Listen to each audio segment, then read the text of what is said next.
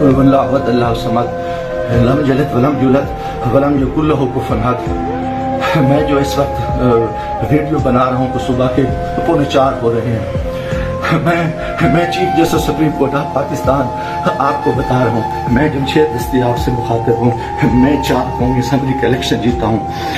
آج خفیہ ایجنسیاں اور CTD کے لوگ میرے گھر ظفر کالونی جھنگ روڈ مظفر نگر پہ داخل ہوئے ہیں اور انہوں نے بہت بڑا ظلم اور بےغیرتی کا مظاہرہ کیا ہے. میری بیوی کو انہوں نے ننگا کر دیا ہے. میرے موبائل چاہے تشدد کیا ہے. بچوں کو مارا ہے. میرا چھوٹا بچہ 10 مہینے کا ہے وہ چیختا چلاتا رہا ہے. ان 2 گھنٹے میرے گھر پہ 3 گھنٹے کا کمال بنایا اور پوری انہوں نے غنڈہ گردی اور بدماشی کا مظاہرہ کیا. موبائل فون لے گئے, کیمرے توڑ کے لے گئے. 30-40 گاڑیاں تھیں. چنگی چوک کو انہوں نے یغمال بنایا.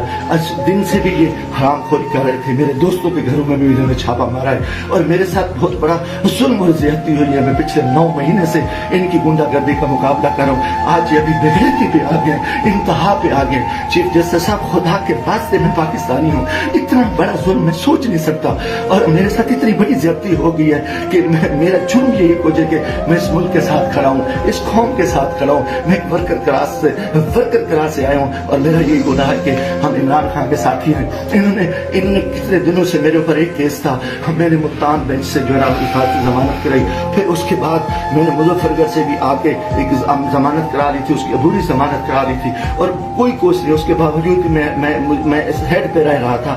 آج رات انہوں نے چھپ کا مظاہرہ کیا ہے. میں کبھی سوچ ہی نہیں سکتا اور میرا دماغ کام کرنا چھوڑ گیا ہے. اور میں اس کے ساتھ ہی اپنے قبیلے کے دوستوں کے برادری سے دوستوں سے جو میرے امیدوار ہیں سب سے کہتا ہوں کہ خدا کے واسطے اکٹھے ہو جاؤ. اتنی ہم اپنی عزتیں اتروا بیٹھے ہیں. اتنا بڑا ظلم اور اتنا بڑا جبر اور میں کبھی یہ سوچ ہی نہیں سکتا تھا کہ یہ اتنی CTD کی غنڈہ گردی کے لوگ ان کے لوگوں کو یہ الیکشن لڑا رہے ہیں. یہ خفیہ ایجنسیاں انتہائی مظاہرہ کر رہے ہیں. خدا کے واسطے لوگوں آ جاؤ, کچھ نہیں بچ رہا. میں مرنا چاہتا ہوں, مجھے مار دیں, گولیاں مار دیں. میں ان حرام زادوں کا میں مقابلہ کرنا چاہتا ہوں اور میں مجھ سے ایسے عزت جو ہے نا گئی ہے, گھر کی ہیں اور چادر 6 دیواری کی ہے. میں گولی قبول کرنا چاہتا ہوں, مرنا چاہتا ہوں. خدا کے واسطے چیف جسٹس صاحب خدا کے واسطے الیکشن تو تباہ ہو, الیکشن تو غرق ہو چکا ہے, الیکشن تو غنڈہ گردی کی بھیڑ چکا چکا ہے کہ ہمارے سارے لوگوں کے انہوں نے کاغذ مسترد کیے,